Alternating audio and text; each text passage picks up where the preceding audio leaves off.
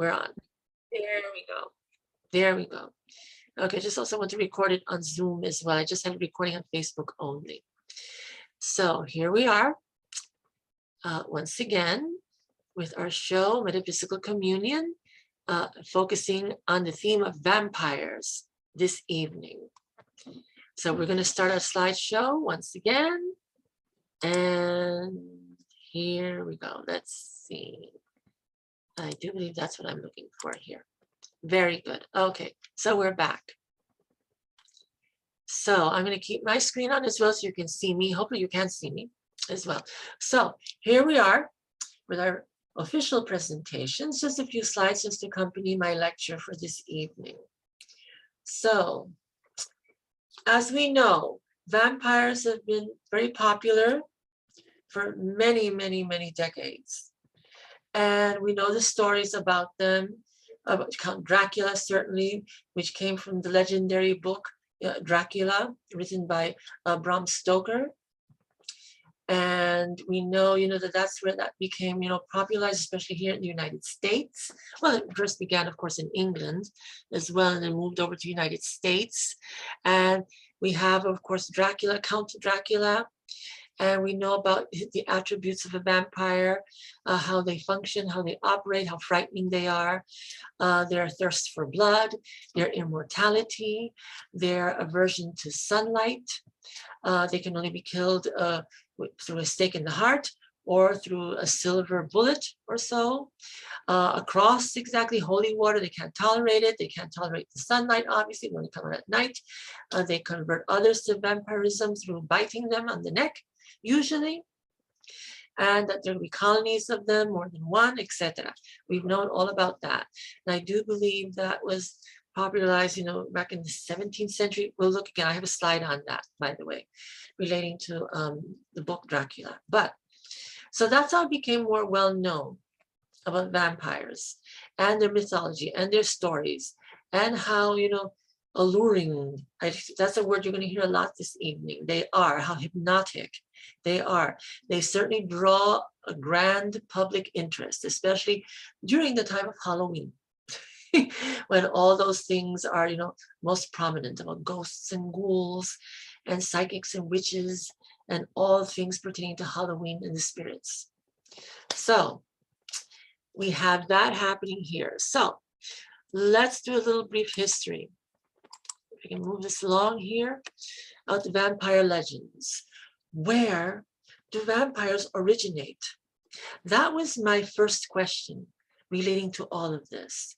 Or if vampires are real, where did they come from? How did these beings become into existence? Of course, we know there's several theories that are very well known and some that are more obscure.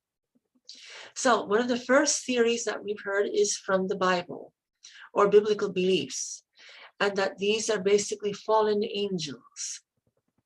And during the time of the great war in heaven, when God and Lucifer, were in battle, and God vanquished and banished the great angel, Archangel Lucifer, away from heaven and away from paradise, and banished Lucifer to hell, the kingdom of hell, where Lucifer became the devil.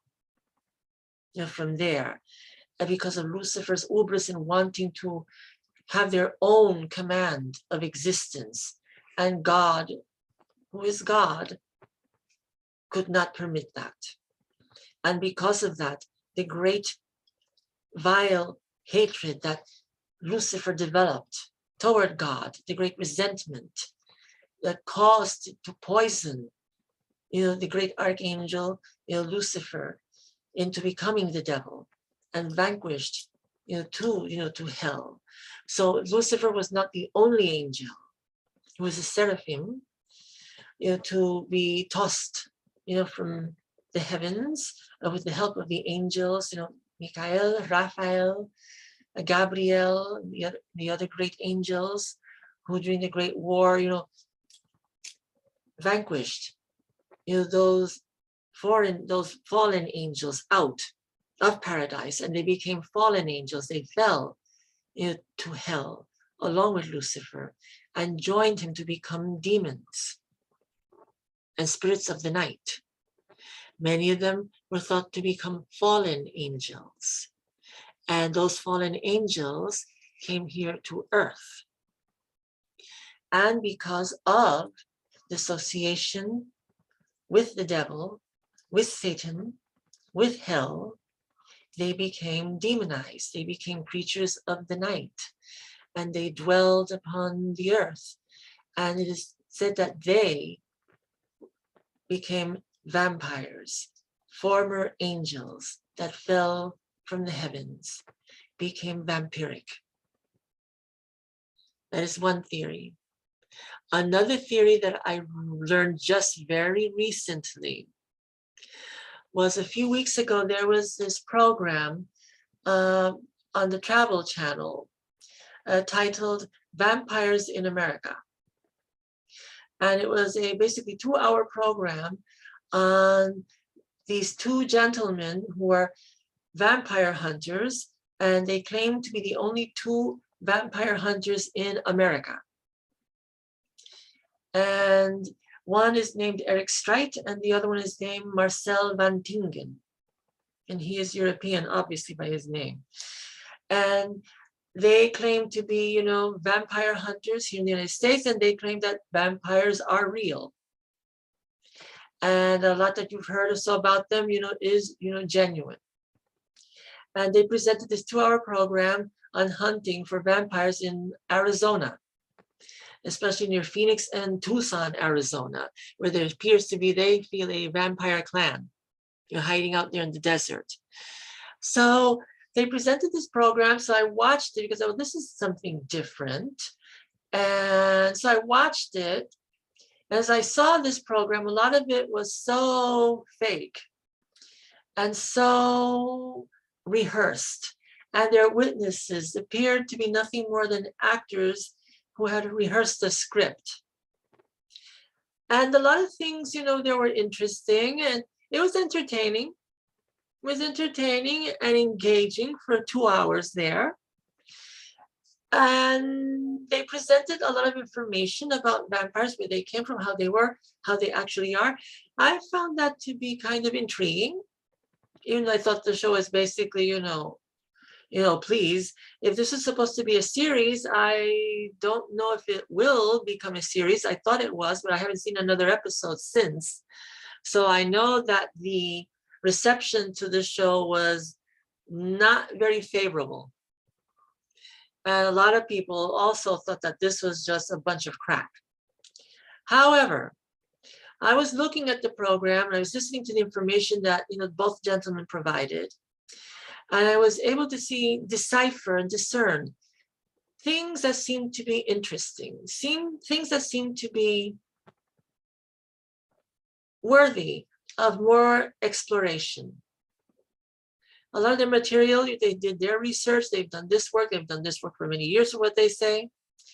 So I gleaned from that and separated the ridiculousness, you know, from the things that seem to be more genuine, more concrete. So I focus more on the concrete information there, where there's something that we can delve more into, look into, and study more. And that's what I did. One point that was brought up there that really piqued my curiosity and my intuition was when Eric Streit has stated that vampires are hominids. Now, this is the very first time I've ever heard of as vampires being called hominids, and that they've been in existence for 68,000 years in some form or so. It's a theory. That really rang a bell for me, because I'd never heard this before. And I had read about, you know, vampires and things of this nature in the past. And I'd, you know, done some research previously, years ago. And whenever there's something new that comes up, I'll look into it as well. But this is the very first occurrence of ever hearing about this particular theory. So he did mention it, you know, throughout this at the beginning of the program at some point, that they're hominids. and that they're an off branch of ancient humans or humanoid beings or so, and they've been around for 68,000 years or so. And then he didn't say anything else about it. So that intrigued me. I was curious. Okay, so where did he get this from? Where did he get that vampires came from? He said that they were from 68,000 years ago, but he didn't say how or from where. Where did this come from? How did he know this? How did he learn this? That was just it. So that was interesting to me. So that's why we started doing research on this particular theory. Not easy to find information, because the information that's out there is basically about what a lot of us know already about vampires. They started in Eastern Europe back in the 16th century or so, and maybe even further back in other cultures and civilizations, even thousands of years ago, in the Philippines, God knows, in other areas of the world, different names for these beings. Native Americans talked about, as I said earlier, about creatures that are vampiric-like, and they have their names for them, also. And so I started looking, and finally I found an article that related actually to these gentlemen in the program, the Vampires in America. So there was a nice, article there, and there was an interview with Eric Streit that he granted, to someone here, a reporter, and it was all written out very nicely there on the internet. So I found that article, and it's actually a pretty interesting, nice article. And it was just, I guess, because the show was starting, it was just a way to get promotion and publicity out there for the program. So the reporter was able to ask, questions about, how they began, what is this about or so. And the article is kind of interesting.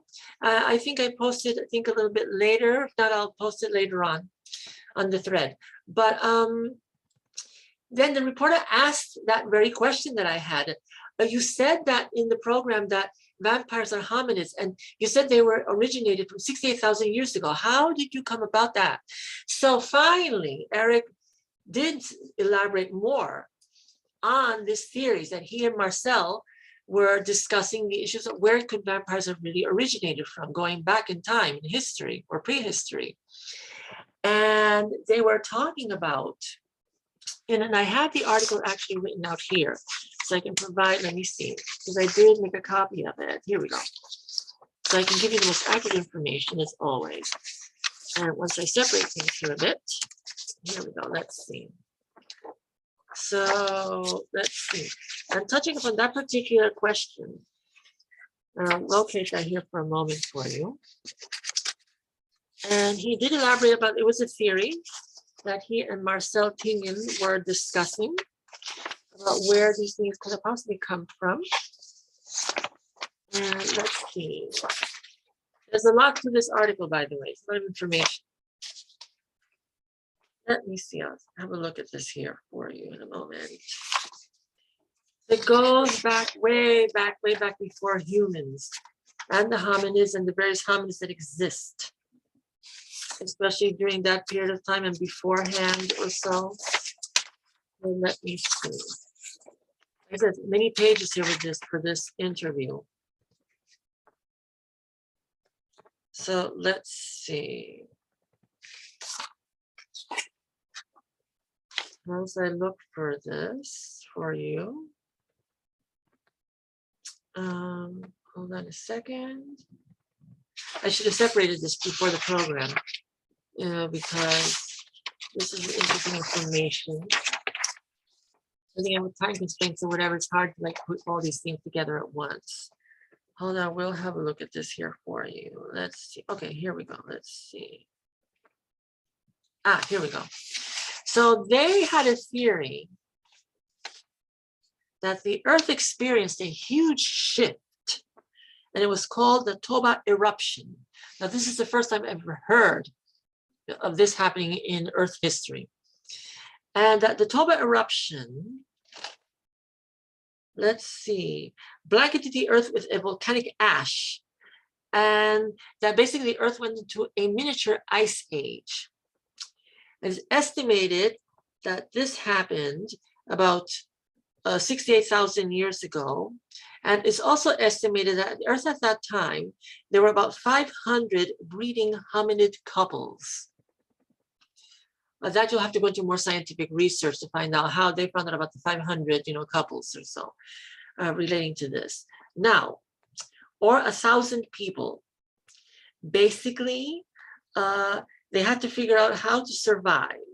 So he and Marcel believe that alongside human beings, there was an offshoot of hominids that became, instead of eating flesh and fruit and vegetables, that they, like certain species of bats and certain mosquitoes, that there are a lot of different creatures that survive on blood, and they're nocturnal. All right, that's interesting. Now, bats, of course, are an example. That's why bats are so closely related to vampires, as we know, because Dracula and vampires are able to change. They're shapeshifters, and they're known to change into bats. Now, because a bat is nocturnal, and they come out about every 5 minutes after sunset, and then go back into their cave or a place of hiding about 5 minutes before sunrise. So vampires are the same way. So about over 68,000 years to survive, these formerly hominids or human beings basically evolved and learned to adapt. To survive, they adapted to hibernation and living on blood. So that's the explanation for the 68,000 period with the hominids and how they, let's say, evolved to become vampiric, beings. Again, it's the first time I've ever heard this theory. I just give it to you, whether you believe or not, that's up to you. I just found it interesting. Do I believe it's real? I like to keep an open mind to things. And let's see what more is to come, from this information. We'd have to talk to people who, really are the scientists in these areas, as primatologists, anthropologists, etc., who certainly know much more about these things, than I do. Now, so here we go. So that explains that, theory. Another theory is that, and this is another thing that I learned very recently also, was that vampires originated from ancient Greece. And especially of all places, an area that I am very, very familiar with, which is the city of Delphi in central Greece. Now, as we know, ancient Greece existed from 1450 BCE to 385 BCE. So during the interim, in the latter half, obviously, or portions, or in between there or so, we had the Oracle of Delphi, as we know, the very famous, psychic of the Temple of Apollo, who would prophesize things for many people who would go to the temple and were devoted to hearing, about the future, the prophecies that the Delphic oracles, as they were known, would provide to them. Delphi, of course, is a very famous town back in ancient Greece. I've spoken about this many times in other programs. I did a whole program actually, relating to, in fact, on Delphi in ancient Greece, because I went to Delphi back in 2002 to visit, to see, this for myself. Now, there's the oracles, the ancients were not there, but the modern oracle, was, who I'm friends with till this day. That's a whole other story, a whole different thing. But back to the original here.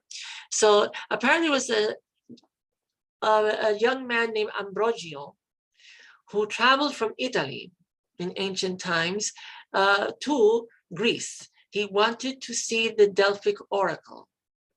Again, it was very famous during the ancient times. It was known all over the known world of the oracle of Delphi.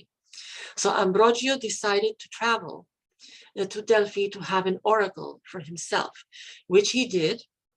And he had an oracle there with one of the Pythias, as they were known there.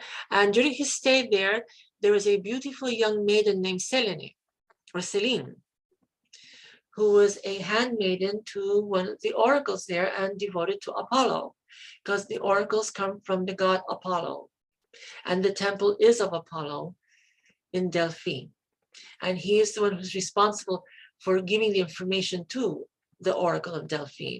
So from that, he met Selene, as we'll call her, and fell in love with Selene. Now, the oracles, the Pythias, and those who served Apollo had to be chaste. These were all virgins. They could not have relationships with others. They had to be devoted completely to the god Apollo. But nevertheless, Ambrogio and Selene fell in love, and they asked, if they could possibly be married, which the god Apollo, as he stated, was not pleased, with this, and therefore said no, and he punished Ambrogio. And he punished him where you can no longer go out in the sunlight. You can only go out at night and only exist at night. If sunset touches upon your skin, you will be destroyed. So he placed that curse on Ambrogio. So Ambrogio was cursed to only be able to go out at night. But then there's more to this. So then, apparently that was part of the curse. But then Ambrogio, who was so in love with Selene and wanted to marry anyway, they then devoted themselves to the goddess Artemis, the sister, the twin sister of Apollo, and asked for her help. And she also, refused as well and added, to that curse. And I do believe that there was the curse when I have that written out to here, by the way, because I found this to be an interesting subject also. So to give you accurate information. Let's see, where is that one? Here we go. I'll look upon that one for you in a moment. And Ambrogio then and Selene went to the goddess Artemis, as I said, but she also refused them also and placed another curse, and Ambrogio as well, which related again to vampirism, also. So let's see. You find that here. All right. It's kind of interesting, story, also. Let's see, we'll find that here.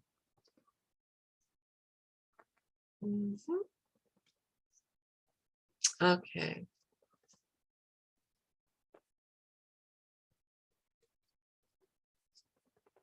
I'm just looking quickly here to see where that came about. All right, here we go. So then the goddess Artemis, also refused. So then they went, or Ambrogio went through his frustration to the god Hades, as he was the god of the underworld. And he went to a cave there. And Hades, was not going to basically heal our friend, of his aversion to sunlight. But let's see. But Hades offered Ambrogio a deal, which is Selene's protection in the underworld, provided that he could, seal the silver bow of the goddess Artemis, the mistress of animals. So he attempted to wanting to steal the silver bow of Artemis. However, that didn't go the way it was supposed to either. And Ambrogio didn't really want to steal the bow, from the goddess, also. So apparently, let's see here. Here we go. What he did do was go and offer tribute to Artemis. Artemis did have pity on him, luckily, because he was so distraught and because he genuinely loved Selene so much. And let's see.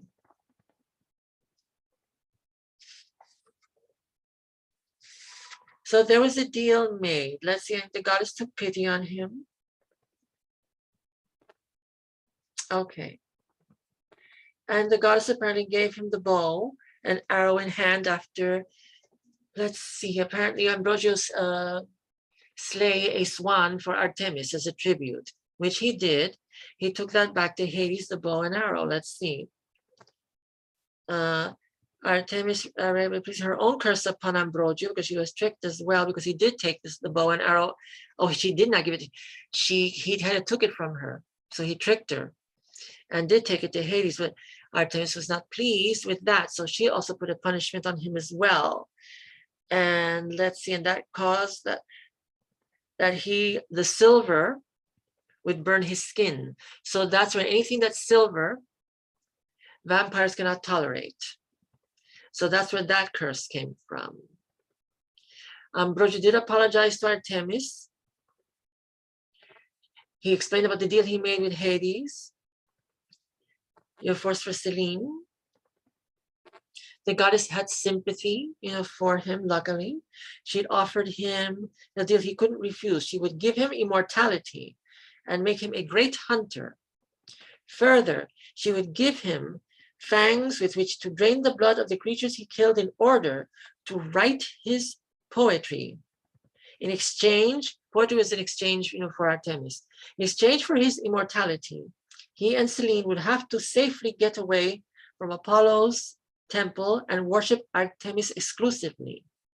Since the goddess had remained a virgin, however, the two of them had to follow suit by never being able to touch one another in any manner. This was fine with Ambrogio. He was so in love with Selene and so devoted, and she in return, that they made the agreement to do just that. And that's how that began. So we see the traits of the vampire here with this. So he became, immortal. And he did what he had to do. They fled the temple of Apollo and headed for Artemis, temple and docks, and they were devoted to Artemis for the rest of their lives. Now, let's see. From here, they moved away from Delphi and they settled in Ephesus. Ephesus is a very famous city in ancient, Greek world, also. And they spent many years together. And let's see. And they lived together in a cave. They worshipped Artemis together in the grand temple. The passage of time, of course, he was immortal. He didn't grow old, but Selene did. She was immortal. At the point where she was near death because of age or so, Ambrogio, approached, Artemis once again. He killed a white swan and offered it to Artemis, pleading with her to make Selene immortal so that he wouldn't have to live without her. The goddess answered his call and appeared to him. The goddess was filled with gratitude for all of his years of worship and dedication to her. So she offered him one more deal, as they call it. You may touch Selene just one time to drink of her blood. If you do this, it will kill her mortal body. But then, from then on, any who drink of your blood will become immortal. So at that, Ambrogio at first couldn't bring himself to do that, to commit such an act, especially upon Selene, the love of his life. When he informed his love as to what Artemis had offered, she was aged and dying and pleaded with him to do it. Eventually, his resistance to the idea softened. Touching Selene for the first time in many, many years, he bit her neck and drank of her blood. Selene died in his arms as her sweet sanguine essence ran down his cheeks. Beautifully stated here. Now, however, as he set Selene's lifeless body down, it began to glow. He could only stare in disbelief as her spirit rose up toward the sky to meet Artemis at the moon. Suddenly, the moon took on a brilliant luminescence. The very spirit of Selene had transformed into that of a goddess, the goddess of moonlight. Every night from time on, she would reach down with her light and touch her beloved Ambrogio. So this is a lovely, lovely story of how vampirism in ancient Greek tradition, began.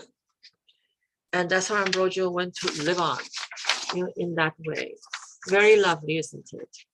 So Then, of course, we move to Eastern Europe, where we are more familiar, with the vampires, and especially in the country of Romania and the Balkan states. And there we call them the Strigoi, as they're known. They're in the Romanian language, in the area of Vahalia, there, which is its ancient name so long ago. And there's where the mythology, the story, the belief systems of the vampires really grew and became more prominent, from there. And we're very familiar with the stories and the situations, there, and the more familiar form of vampirism as we know it. From there, we have, of course, tales of ancient Mesopotamia to 18th century Europe. The history of vampires are quite intriguing, as we know, and they come from all over, in Albania, in Greece, as we just spoke about, Africa, Mexico, with the skinwalkers there, and the Apache, and the native tribes of the Americas. Know them as the skinwalkers, also in the Philippines, also as the Pangalan, as they're known in the Philippines.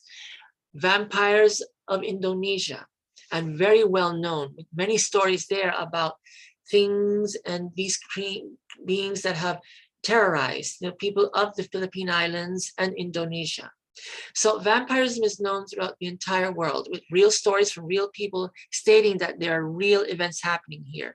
Of course, in the Americas, we have, especially here in North America, vampires in New England, because they traveled, from Eastern Europe across the Atlantic and landed here. And we know about the vampires of, the New England territories, moving down towards Virginia, perhaps, in the Roanoke regions or so, where the werewolves also are prominent, there. We also have that happening. New Orleans in the South, very well known for its vampires and vampirism there. The Southwest, as we know, we just heard the story here about our vampire hunters here in the United States, currently hunting them in Arizona, in the Southwest, and New Mexico or so. Perfect places for vampires and beings of this nature to hide, because there's great deserts there, miles and miles. They can hide under the ground there, which apparently that's the theory that they have there. Also, these other beings in other forms hide in different areas. So for the vampires, they need to drink blood. They need to be near a live supply.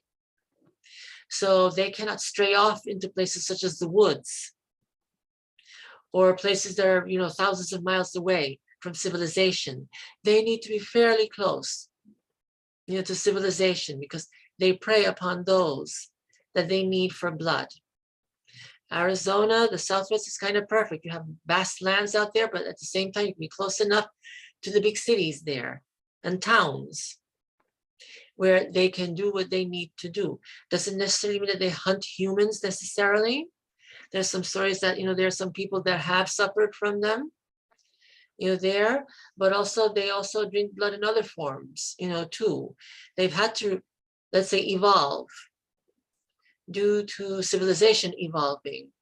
And even though they prefer the taste of human blood, but they've had to, let's say, deviate from that. And they've had to go into the animals and livestock and that blood supply to survive. More on that a bit later. So if you want to learn more about, these things, there are websites that you can look into. For instance, here, you can look into these later on.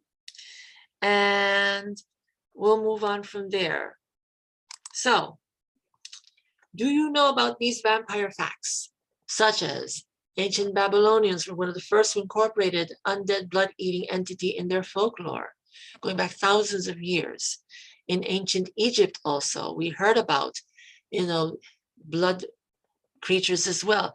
There's one information stating that this was related to the goddess Sekhmet, the lion-headed god, and about eating, blood and flesh, because lion and flesh eating and vampirism from ancient Egyptian times.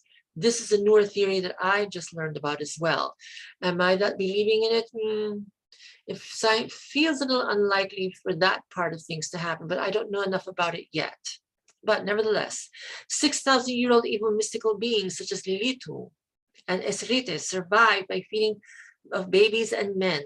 Lilitu is later on known in ancient Babylonian times as Lilith. And we're certainly more familiar with the goddess Lilith, from the ancient Near East and those belief systems. Respectively, Egyptians believed that improper burial can bring the deceased back from the dead in a form that can only survive by eating human blood. Ancient Greek and Roman people feared to meet Empuse and Lamia, who feasted on human flesh, had the ability to enchant people and use magic. These two beings later on became morphed into medieval versions of witches and demons, and greatly popularized by the church, who used these two folklore beings to explain the harsh age filled with wars, famine, and diseases. And God knows they loved to frighten people at those times, and creating all those incredible stories just to, frighten people into being good, Christians or good believers of the church. And they have to, live a certain way. It was about control. And this was a way to control the masses. Northern medieval Europe had also incorporated beings with vampiric traits to their folklore. In England, which we are very well knowing, first stories about revenants, resurrected evil corpses, started appearing shortly after the waves of Viking invasions. Vikings themselves told that there's superhuman undead creatures known as the Draug. Even in Norway and those regions, we have vampiric tales. The most famous vampire of all, of course, is Count Dracula, who is based on the life of Hungarian Count Vlad Tepes, a man with a reputation of a fierce killer. And that was during the period of the Crusades, or in the medieval period there. According to popular belief, he killed because of his Christian beliefs, which gave birth to his inability to look and be close to churches, crosses, or holy water. Group of vampires are often called a coven or a clan. That came from that period of time. Popular myths of vampires rose because of lack of knowledge in several scientific areas, such as stages in decomposing of the body, bad medical practices, burying people alive who later managed to claw out from their grave, those who were lucky to do that. And those who didn't, unfortunately, were buried alive. Identification of diseases who changed mental processes, induced rage, for instance, schizophrenia, psychoses, things of that nature. Rare appearances of blood disorder diseases, porphyria, physical inability to survive in sunlight, and anemia. Psychological diseases such as hemiamatosdipsia, sexual thirst for blood, hemerotopia, fear of sunlight, and more. So these phobias that develop with certain people, certain things, they were thought to be, of metaphysical origins, of things that related to demonology, evil. And this was their explanations because they did not know better. They were ignorant at the time. Mass vampire hysteria that ruled over the Europe of 18th and 19th century gave birth to many laws regarding burying of the dead, which in the end gave birth to many famous works of fiction and art, with vampires as the main theme, as we're very well known. And leading into that, we will move into one of the most famous, if not the most famous of all, which is the novel Dracula, written by Bram Stoker. So Abraham Stoker, the Irish writer, who wrote the classic horror story Dracula in 1897.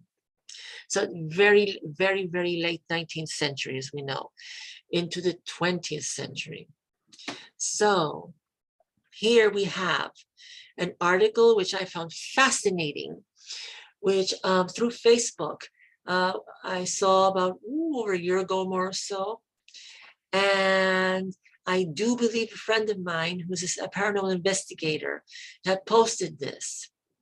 And when I saw it and it read about that parts of Dracula were real, and here's what we know about the story behind the novel, that immediately sent my senses, tingling.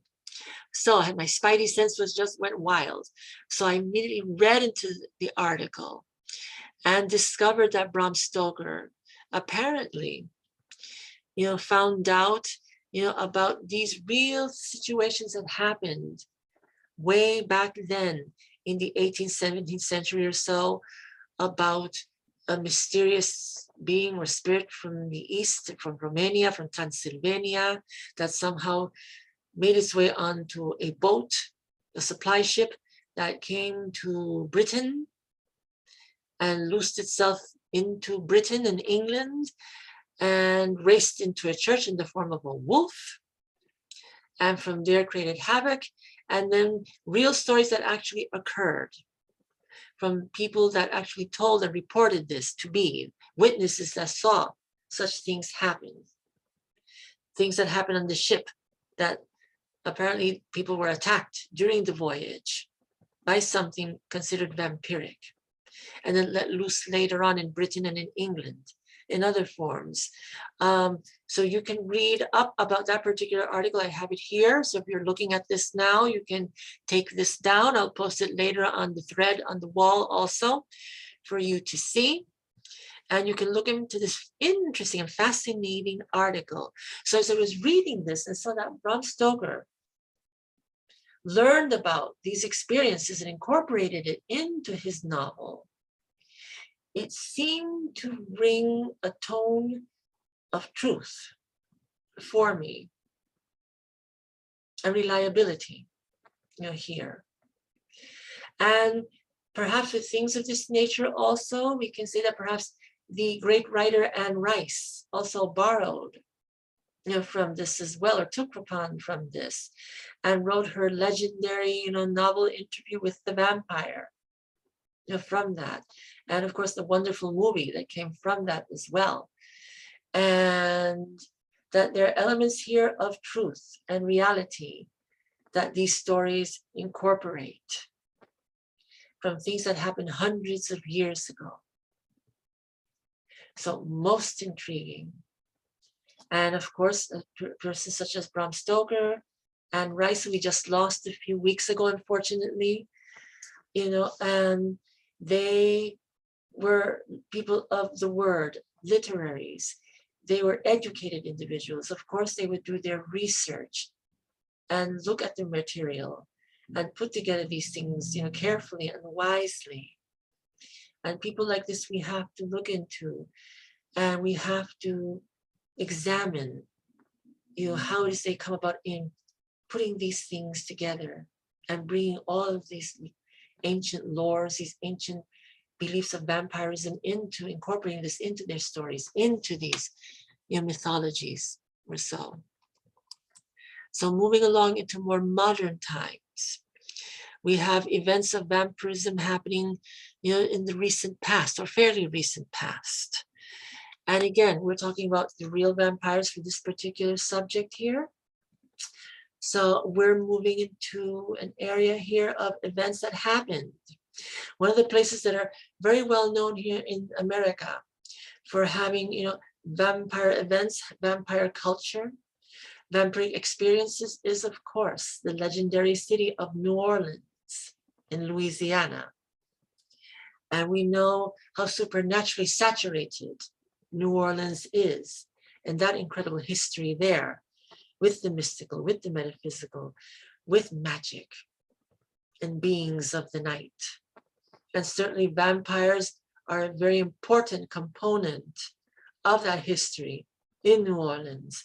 In fact, the novel Interview with a Vampire is based in old New Orleans.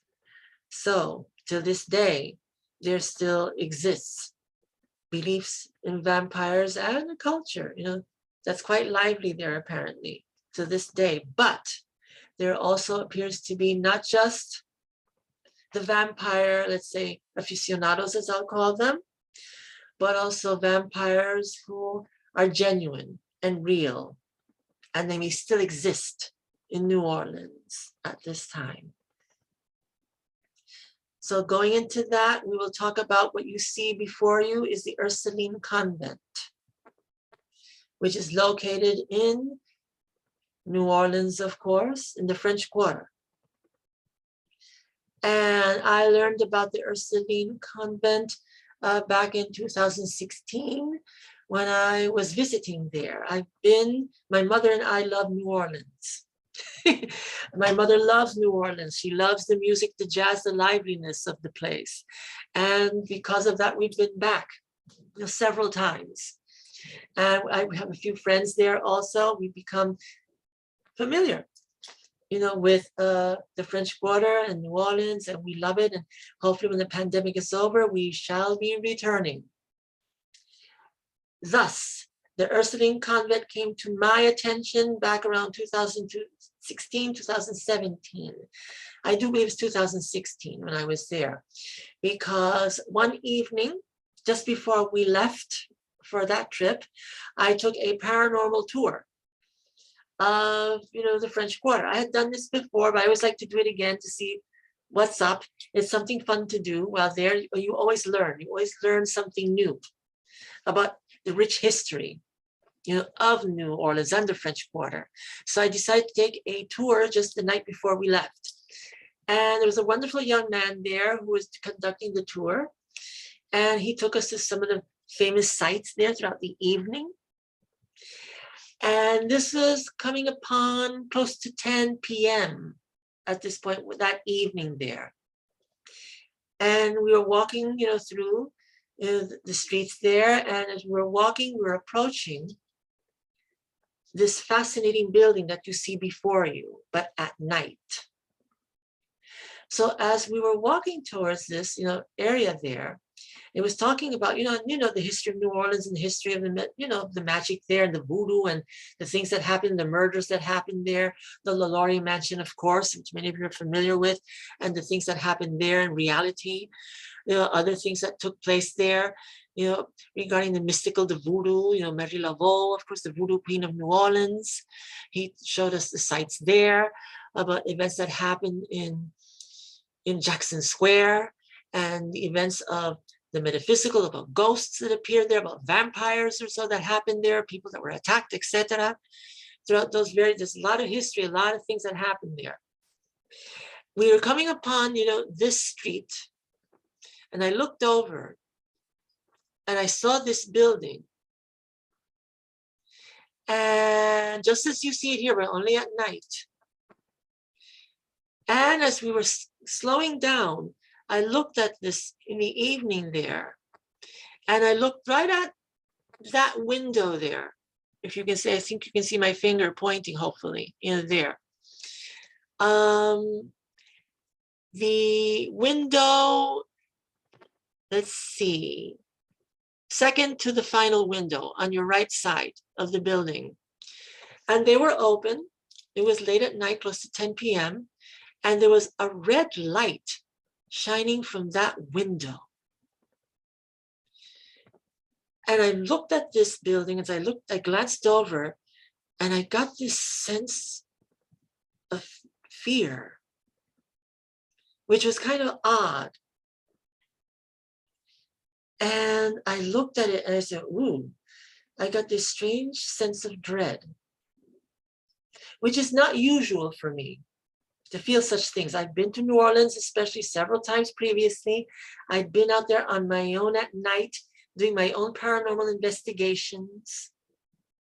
I'd been out there late at night in the middle of the week there, 1, 2 in the morning even, and searching with my video camera, my recorder, going through the streets, conducting investigations to see if I could pick up anything, if I could pick up something on camera, on video, with my senses, if I could connect with the spirits there or so. I've done it several times in the various visits I've had there. So here I am passing this building. I look, I see this, and I get this feeling of dread and fear. Just then our guide started telling us about the Ursuline Convent and about the history of this convent many, many years ago, and about the story of the casket girls, as they called them, and the stories of, if you look at the 3rd level up there, and you see the windows up there, there's 5 of them on the roof, those coffers there with those windows, and they're always shut.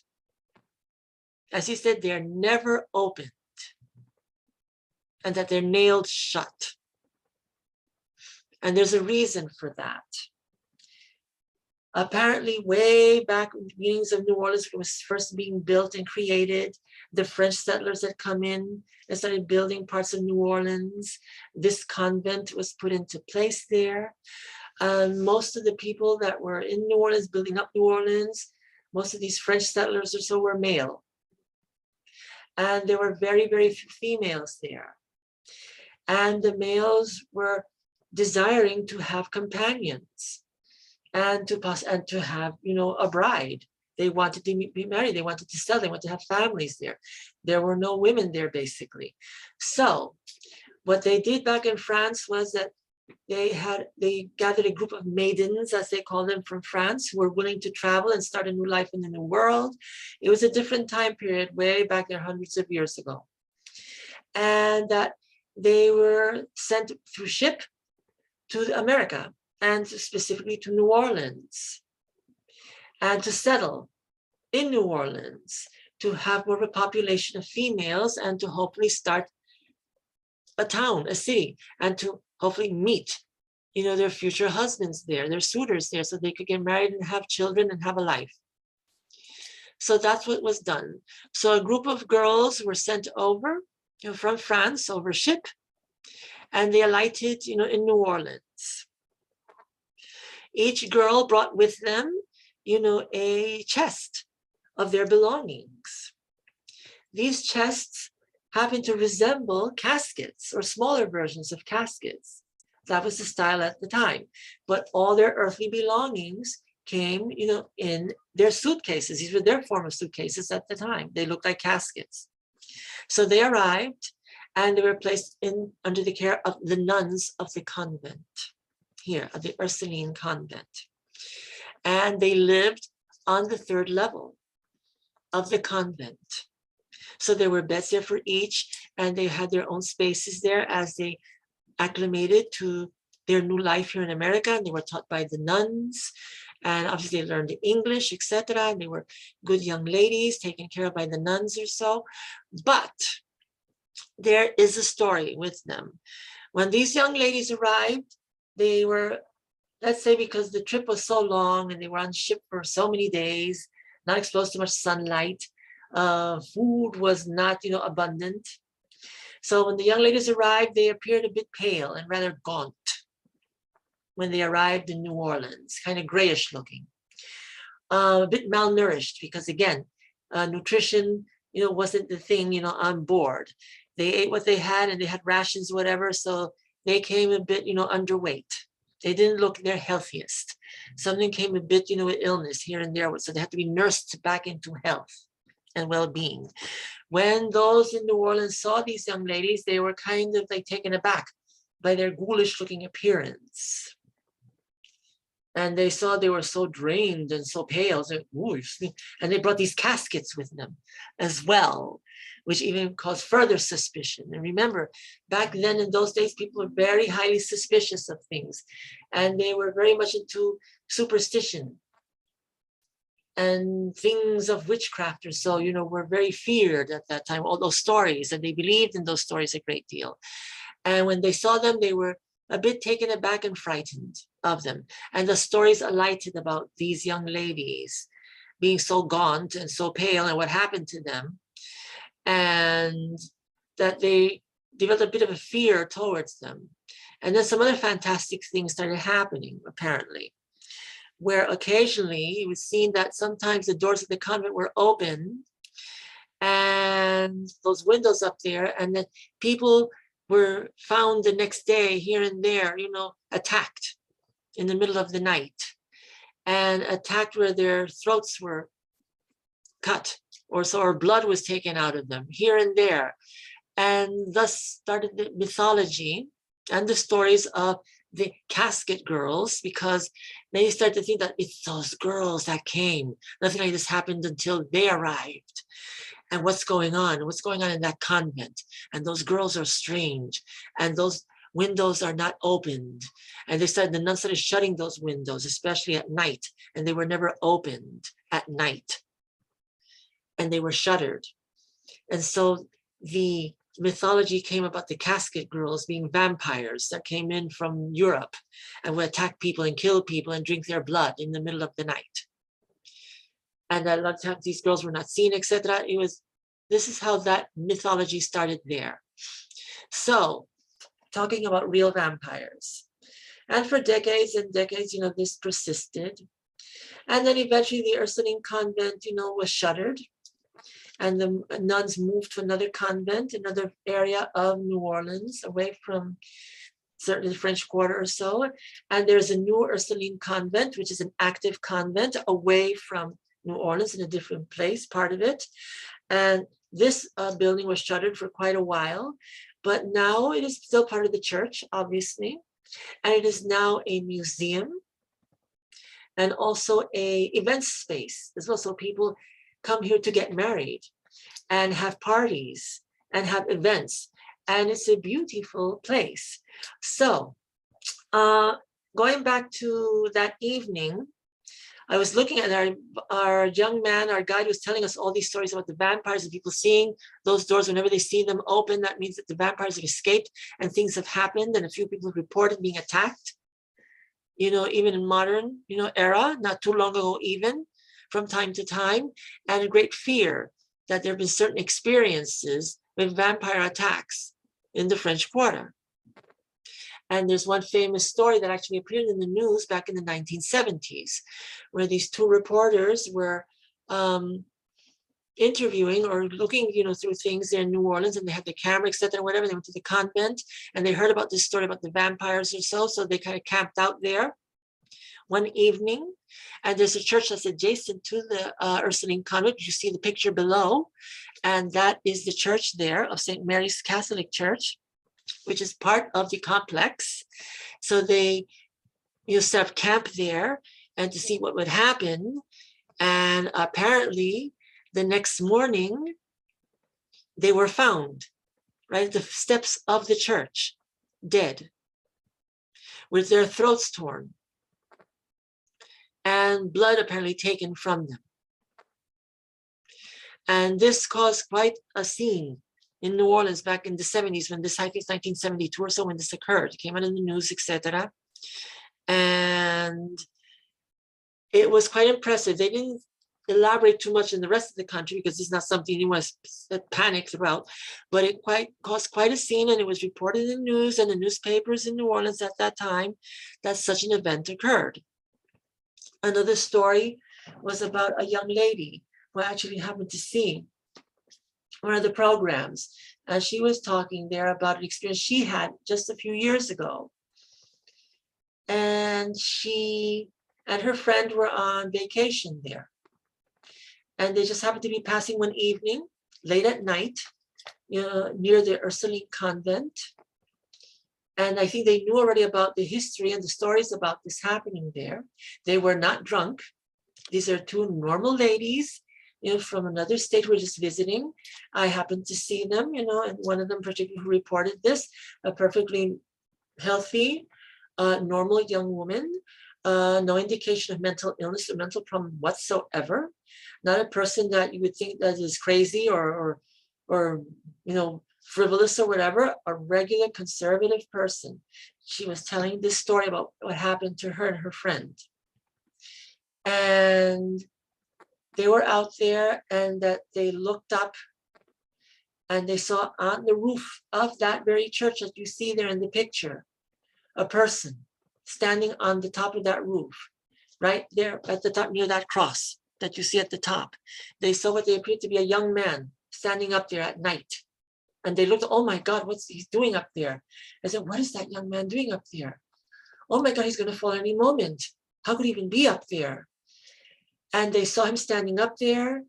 And then the next moment, he just leaped and started flying off into the sky. Just flying effortlessly off into the night. Obviously, they were stunned. Obviously, they ran out of there real fast because they couldn't believe what they were seeing. But these ladies are real and credible, and they reported this story. It wasn't easy for them to reveal, that story. And no, they were not drunk, they were not drugged or whatever. They were just two tourists, just passing by and saw this sight. And it was quite chilling, to say the least. And that happened just a few years ago. Another young lady also reported, being in the area one evening, and that she was approached by a very interesting looking young man who was very beguiling and very fascinating and had a hypnotic effect upon her. And she was like captivated by him. But luckily she kind of shook off the influence, of him. But she never forgot that. He just suddenly like disappeared and vanished right in front of her. And she couldn't explain it. And this is another person again who is not prone to this type of thing, and a nice normal person, a working person, a 9-to-5 job, like regular young lady who just happened to be, out at that evening and had this encounter and this mysterious happening. So strange things happen. I have an experience of a friend of mine who not too long ago, a few months ago, detailed an experience that she had when she first moved to New Orleans back in the early 1990s. And she told about, just getting familiar with the area one evening. And she was out exploring or so. And she was in Jackson Square apparently. And then suddenly a very nice looking young man approached her and greeted her. And he was quite striking looking, very, charismatic, and started a conversation with her and asked her to join her on the steps of the church, there in Jackson Square. And they had a nice conversation. And he was very, very friendly, very kind, very gentle, very lovely, very engaging. They spoke for quite a while, but she noticed that he was dressed really interesting with a white shirt with frills, had a black cape on, a long, beautiful hair, quite striking looking. But then again, it's New Orleans and it's the French Quarter. You have a lot of interesting characters, there. So for this place, it's not really unusual. But she did notice that just the way he carried himself, the way he spoke, was like from a different period of time. So he offered her, a bottle of, let's have some wine. I said, certainly I'll have some wine with you. And then she said that, well, he didn't have wine bottle. There was no wine bottle that she could see. So at that point, he kind of like mysteriously, called upon help. And all of a sudden, these interesting people, these little people appeared out of nowhere. And he told them to please bring us, a bottle of wine and goblets or whatever. And off they ran out of nowhere. She was like, who are they? Where'd they come from? So, oh, they're just, they're just people that are with me, basically. And they came back in a matter of seconds with a bottle of wine and 2 goblets. And then off they went. It was like a few of them. And off they went again. She found that rather peculiar. And they ran off again. And, he, offered her some wine, which she wisely did not accept to drink. And found the whole thing quite interesting. And, so they spoke for a bit, and then that was it. And then she retired for the evening, and he was very gracious, but very alluring with his presence, and had that kind of manner about him. You could be drawn into this person. But he was certainly not forceful at all. And they bid good night, and that was it. But it was quite an interesting experience. Then she reported like about a year later or so, she was walking, down the street, and she just happened to remember, the encounter. And from time to time, she would remember this because she never saw him again after that. And then as she was walking, by all of a sudden, she heard some footsteps running fast at her. And then someone slapped her in the back really hard. And then she was like taken aback, and she was aghast, surprised, and looked back, ready to say, what, what? And when she looks, it was one of those small people from that experience she had with the alluring young man. And she looked and she recognized him. And he said to her, I'm just here to let you know that our young man, wants you, to never forget him, and that he remembers you, and don't ever forget him. And then he ran off again, like that. And she was like, again, stunned by that. I said, oh my goodness. And that was that. That was the end of that. But she never forgot that experience, or the fascinating young man with the very unique presence and manner. Those are the things that happen. Was he not a real vampire? She wondered if she wouldn't have been stronger and knew better, she would have accepted the wine, if she would have been drawn in, who knows what would have happened, to her. But luckily that did not. And it was a fascinating experience, so she's never forgotten. Now, as for me, I feel that I had an experience a while ago also, which brings us to our next slide here. I'll explain a little bit more why this is. So, back around the late 1990s, I'd say around like 1999 or so, it was Halloween time. At that time, I and my boyfriend at that time, went into the city. It was Halloween, and we went down to the East Village. And my ex-boyfriend was a musician, so he's very familiar with the area, knew a lot of people in that area.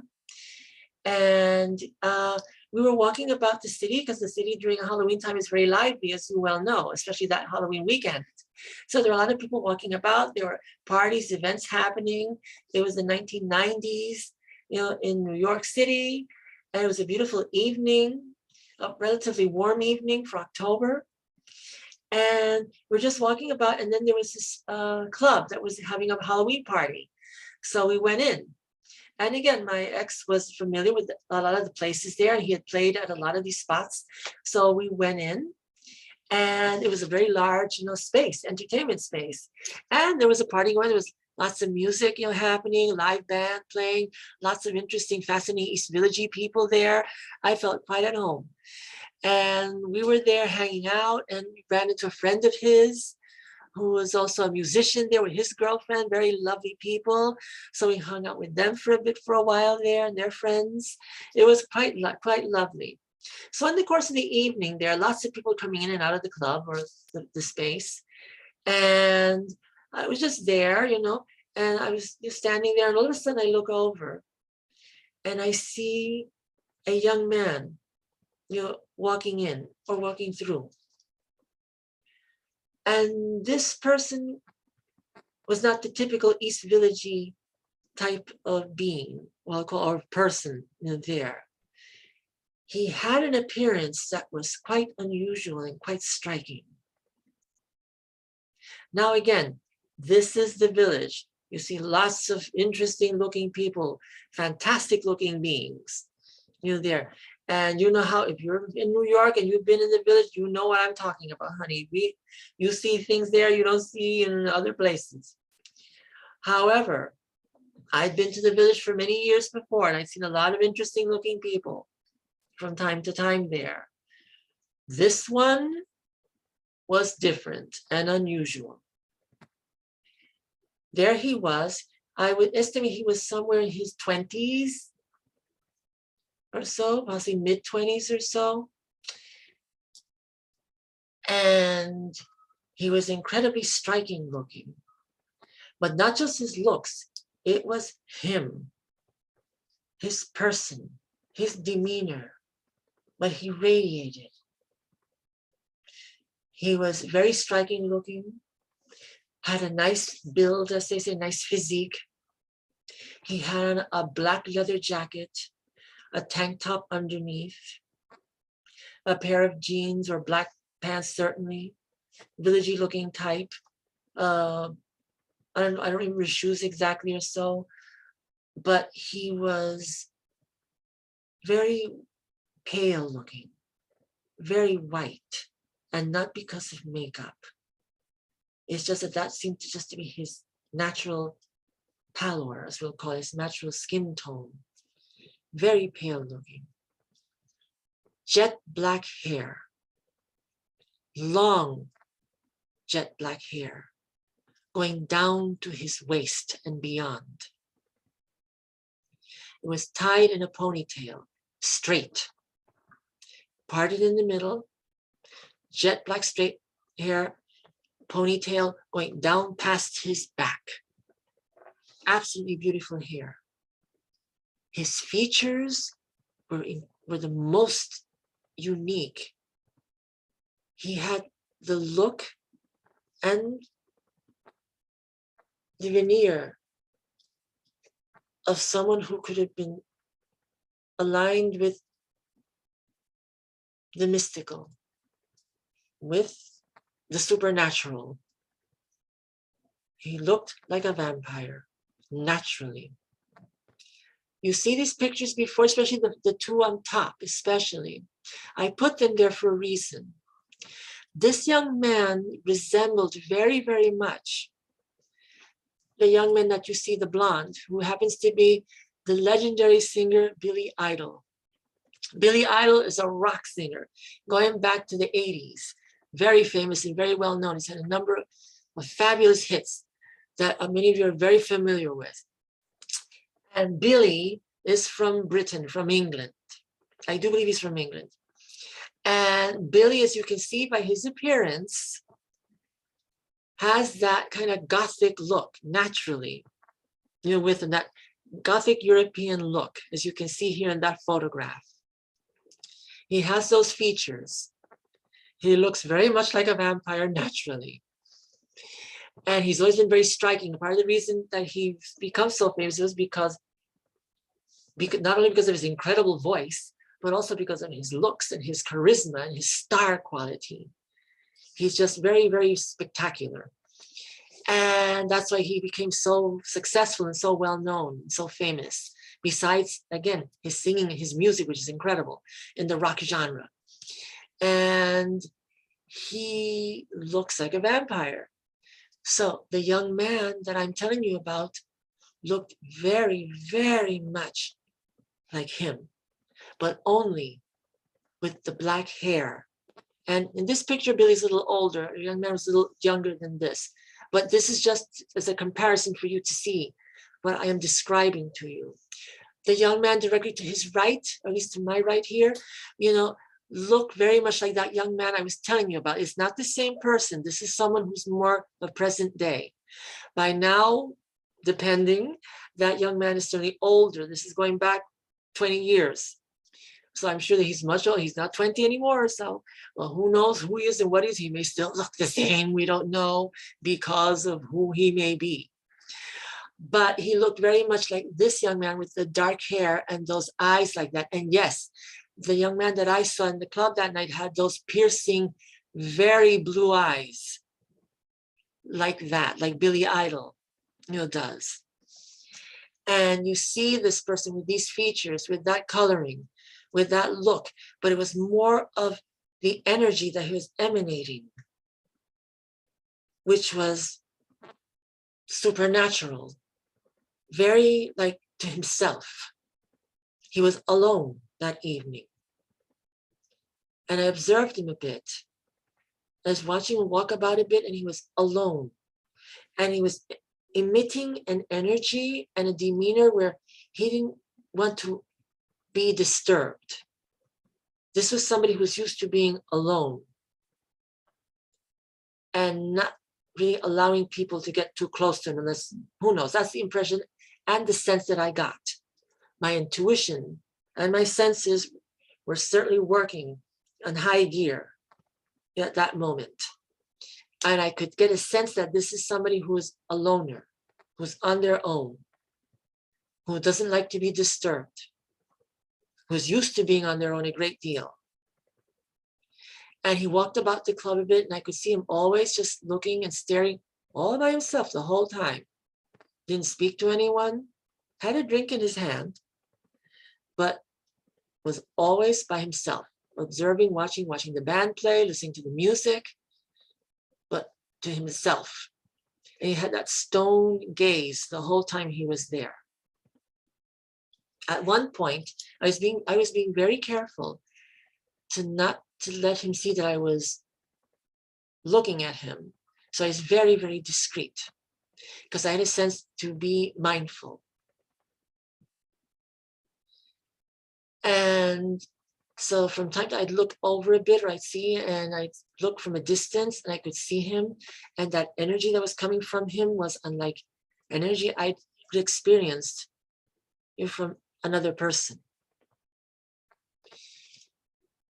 At one point, we're getting a little close, to each other or so. I looked a little bit or whatever, and he kind of like looked at me for a moment, and he immediately averted his gaze and kept on moving. I was being very cautious. I didn't want him to see that I was looking and observing him. And I said, Then I said to my boyfriend at the time, look, have you noticed that? Look over here. I said, yeah, what? Look at that guy over there. I said, yeah, look at him. And my boyfriend looked and said, found him to be unusual, as well. And I thought, he could see what I was talking about. I explained to him, I explained this is the feeling, this is what I think. Look at him, look at the way he is. And I said, yeah. He also got a sense of something there too. So that was very unusual, just because of the sense and the feeling that I got from this person, that there was something there that wasn't the usual person. There was something very odd and unusual about this person's energy. This was somebody that you don't, let's say, play with or mess with, was the impression. And he was emitting an energy that he was back off. People, stay away from me. I don't want to be interrupted, or I don't want anybody in my space. That was the whole time that he was there. Fascinating. I never forgot that. Never forgot his appearance, never forgot that. And because of the sense I had of him. Well, doesn't it turn out that about the summer, I would say this must have been like 1998 when I had that encounter. So the summer of 1999, my boyfriend and I it was June of 1990, and I can tell you very well, very easy, because it was the Coney Island Mermaid Parade in Brooklyn. And we went to the Coney Island Mermaid Parade. It was still a small parade back in 1999. It was still held on the boardwalk. Not that many people knew about it. It was an old institution in Brooklyn. A lot of people who were from Brooklyn knew about it, so they would go there annually. And it's a costume parade similar to the Halloween parade here, where people make their own costumes. And similarly, the Coney Island Parade is just like that. People make their own costumes and parade on the boardwalk, celebrating things of the sea. So people dress as mermaids, as Poseidon, as King Neptune, as fish, things that are nautical or so, lobsters or whatever. They make their own floats, and they go up and down, the boardwalk and on the Coney Island Mermaid Parade. It was a lot of fun. It was a beautiful early summer day. It was a Sunday. I think they held it on the Sunday at that time. And let me see. Actually, that was interesting because they had their grand marshals for the parade. So on Coney Island Avenue, they celebrated, the grand marshals for that year, who happened to be Queen Latifah and Curtis Lewa from the Guardian Angels. So they were the grand marshals, and they were crowned. I got to see Queen Latifah and Curtis Lewa in person. There we got to see them crowned as the marshals of the king and queen of the Mermaid Parade that year, 1999. It was a lot of fun, to experience that and to see that and to see the festive thing, going through all of Coney Island, celebrating the parade, and lots of people everywhere. But nice. It wasn't what it is now. It's super crowded. You can't get in there anymore, and you'll be squeezed to death in there with the parade, the way it's become so well known and so popular. And they don't hold it on the boardwalk anymore. They hold it on Coney Island Avenue itself, or Neptune Avenue itself. So it's changed a lot since then. But at that time, it was more of a neighborhood parade, an event, and it was covered in the news or whatever, but it was a fun event. And so we were there on the boardwalk, and it was a beautiful summer day. And, we were watching the parade, and the parade, they crowned the best, contest, costume, whatever, and the king and queen of the parade there. So, and they had their events, so this and that.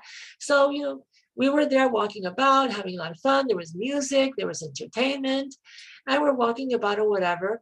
And we're there on the boardwalk, and all of a sudden I look, and coming toward the opposite direction of me on the boardwalk was the young man from Halloween, the young vampiric looking young man walking down the boardwalk. And this time he was just wearing a tank top, a pair of jeans, his shoes or whatever, but the same energy. He was alone, walking alone, just strolling about by himself, taking in the sights for a bit, just walking down. I saw him and said, oh my goodness. So I just stood where I was for a bit, being discreet, but looking at the corner of my eye, and he was just walking on his own, and that energy and that way that he walked was kind of a slow, steady pace like he did in the club, just walking about, pale looking as anything, and in the sunlight, the long black hair and the ponytail, the strange stone-like gaze, that intense look and that intense presence of his, just strolling in the event, walking down. He passed by, whatever. I was like, oh my goodness. Just walked past and kept walking down the boardwalk. I kept staring at him from the back because he couldn't see me anymore, staring at him. He just kept walking down the boardwalk all by himself, like, not being disturbed, being just into his own self, and just kept going. I said, oh my goodness, isn't that something else? Again, that person. And it was just, again, that same sense that there's something there. There's something unusual. There's something occult-like there. There's something metaphysical about this person. It just got that same feeling, that same dense, intense feeling of something mystical, there. And it was just very intriguing.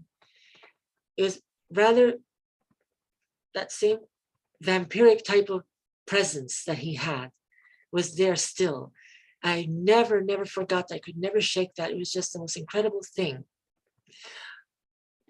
So that's my kind of like the only encounter that I had that I could say that it was somebody who appears to be a vampire or vampire-like just by their mere energy that they emit, their mere presence besides their appearance. Something never to be forgotten. And of course, I never saw him since that time.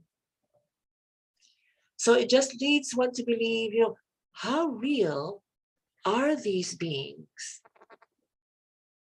Is there really something more to it? We've seen people describing events, seeing things about people, being attacked by them, escaping them. There's things in New Orleans about the Carter brothers. These two brothers back in the early, I think 1930s or so in New Orleans there, who were just working on the dock. And they had an apartment up there in Bourbon Street, near Bourbon Street, just in the French Quarter. And was it the Charles and Walter Carter, or John and Walter Carter? And they seemed to be two ordinary looking people who worked on the docks, but then there was a secret with them. And one night, a young girl was running in the streets, running for help. And she ran in toward the police, the policeman. I said, what? She was screaming at him, help me, look. She was bleeding from her wrist, this young girl. I said, these two guys had me prisoner. They took me, they were drinking my blood. I said, what? And he looked at her like, what is this teenager talking about? No, come. And she led them to their apartments. There, there's these two men that have me, drinking my blood, and there's more people up there. I said, what? And then so they went up there. The boys at that time were not there. She escaped. When the policeman went up there, because he called more police because of the report, they went into the apartment, and there were 4 other people there, tied up in chairs with their wrists, cut, and their blood draining from them. They were in dire straits there. And they were like, oh my God. And there was more. And when they went into another room, there were bodies, there. And this is a real story. This is a real happening. You can read up on it. This was reported, in the news back in the 1930s in New Orleans. And the next day or so, when the guys were there, the police came and got them and grabbed them. And they took them to the police precinct, and the boys told them that, yes, they were guilty. They were doing this. They did take these girls and these people prisoner. They were drinking their blood because they were vampires. And that you better arrest them, or you better do something with them, or kill us, because we're going to keep doing it. We're going to keep drinking blood, and we're going to keep getting victims, because it's the only way we can live. There's no other way. And they put them in prison, and they were executed, and they were buried in some in a cemetery not too far off, from the French Quarter. And that came to the end of that experience. But there are reports that from time to time, people have seen these 2 brothers walking about throughout the French Quarter for many years, from time to time. And there are still stories about them still. And this is true. There's another legend about Count Saint-Germain, who came from Europe, or from France, apparently, and that he came to New Orleans to live. And this is a true story, a true person. And this is back in the 1930s, 1932 or so, that Jacques Saint-Germain, who was a wealthy aristocrat, moved to New Orleans and became very famous in socializing throughout the French Quarter, and had given elaborate parties in his beautiful apartment there near Royal Street or so. And he would have these elaborate parties with lots of food. He was very engaging, very charismatic, very beguiling. He told many, many stories of many events that he had, and many stories from the past in Europe. And then some of the stories would go back hundreds of years ago. And he'd tell them with such detail that he actually knew some of these people from long ago, going back to the 16th century. There was a Count Saint-Germain even back then. And that, he was very wealthy, but they didn't know from how he gained this wealth, but he was a very interesting, fascinating person. He was a scientist, an alchemist, a musician, an artist, and people could see his works of art or so, whatever. Very accomplished, fascinating individual. And he had all this wealth, but people knew, but how did he get this wealth? He didn't seem to have a job or work or whatever, but he had this wealth, with him. He was an alchemist, and who knows what practices in science and alchemy he did to get this wealth. And then one evening, unfortunately, a woman was espied jumping from his balcony, and jumped, and luckily she didn't die from the fall. A group of people saw her do this, and they were able to help her. She was injured, but she reported that she helped. She needed escape because the man upstairs was trying to basically kill her by drinking her blood from her neck, and she had wounds, and she was drained of blood. They took her to the hospital. They tended to her. At first, they couldn't believe, because she was accusing the Count Saint-Germain, who was a very well-known person by this time, and very respected in the community and society there in New Orleans and the French Quarter. But she kept telling this story and telling that this man tried to drink my blood and tried to kill me. And sure enough, when they went to question, because at this point the story was just too credible, and the woman was just telling it over, and she was genuinely frightened. and the police went, to investigate and to question him, he vanished. Everything was left untouched in the apartment. He disappeared. And he never was seen again. They investigated the apartment, everything was intact. They did notice that he had a lot of wall section there with hundreds of bottles of wine in that apartment. Hundreds of bottles of unopened, it seemed, corked bottles of wines. But when they opened the bottles, they noticed that the wine was mixed with blood. Every single bottle. And the Count was never seen again. True story. You can read up on it. It was in the news. It's in the internet. This person did exist. He was a part of New Orleans history. But there's also stories about the Saint Germain going back 200 or 300 years before in France, and about his royal lineage, and about a person who was very much like the more recent Count Saint Germain of 1930s, and that he seemed to have the same type of character, alluring, charming, a very accomplished gentleman, very wealthy. It was ruled that he was born of aristocracy. His father was a prince, apparently, and that he, through elaborate parties, was never seen eating, and that he suddenly kind of like disappeared from society. He never seemed to age, and then after a while just apparently died in Europe or so, and was buried, apparently. He lived for a long time, till he was 88 years of age or so, but looked pretty good for his 88 years of age, and then just died and was buried over there, and that was it. And then a few hundred years later, this person reappears in the French Quarter, looking very much the same as the same Count, with the same characteristics, the same traits, the same kind of background. Most fascinating.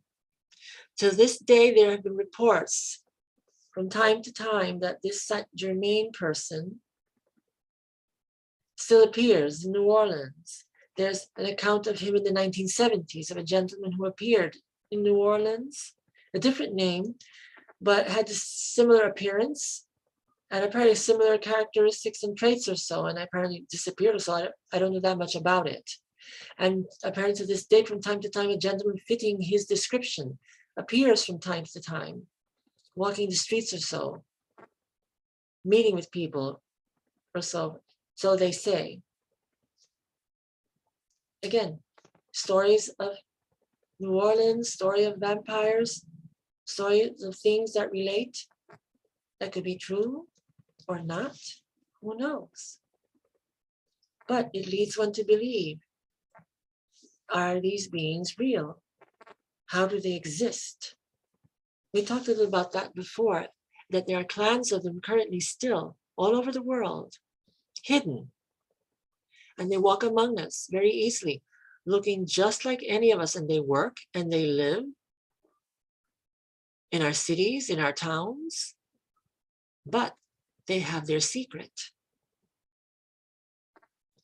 And they've evolved and they've adapted to a certain degree, depending on where they are. But they still retain a lot of the same traits, where they are clans. They may live among us, but they may live in secret places also. They may, basically, they can come out during the day. It's not that they have such an aversion to sunlight.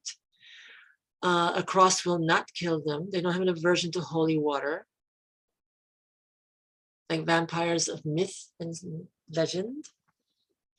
But they can still live in secretive places. They may still seek out people who are vulnerable. And that's why we have missing people who are never seen again, without a trace, and not found, depending on where you are living, on the geography of where you're at. They disappear, no trace. They may be in seclusion. They could be existing. They could be hibernating. for hundreds of years and then reappear again, seemingly ageless. They drink human blood, they drink animal blood to survive. There's something there. There's investigations happening. As with any type of form of being of this nature, they are very well hidden. They keep themselves very secretive. They're very protective.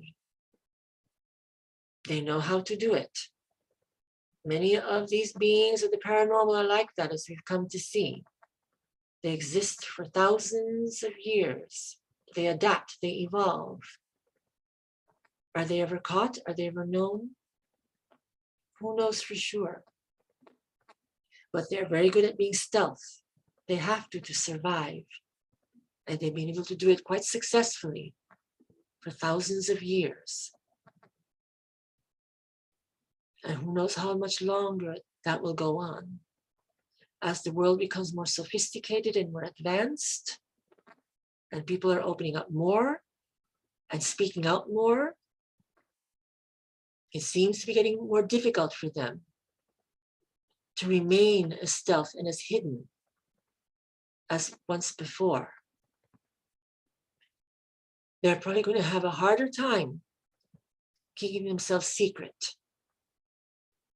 As technology and as people become more knowing and aware, as things develop more, as people go seeking more to find out about the truth about all these types of beings, it's getting harder for them to stay quiet and to stay in secret. We will see what happens in the not too distant future. And on that note, we're going to say good night. We've done quite a long program here this evening, but a lot of fascinating material was covered. And I hope you found it interesting and quite intriguing for this evening. Learn, find out more. I'll post some of those, websites that you can find out more about these fascinating beings, on the wall there, so you can learn a bit more and find more things on your own about them on the internet. Always good to know, always good to learn. Remember, the more you know. And on that note, I will say good night. And for more fascinating information about what I do and interest or whatever, you can look into my page, the Angeles Colon Transpsychic Express, and also on my YouTube channel, Metaphysical Communion. Stay tuned for next week. I will be doing a series of programs weekly on Metaphysical Communion here on Facebook and on the YouTube channel. We're going to be doing a lot of spot readings and some events throughout the month of March, because it is the month of madness. So get ready for that. So everyone, have a beautiful weekend, a beautiful time period. Enjoy yourselves throughout the week, and I'll see you again next week. Take care. Bye-bye.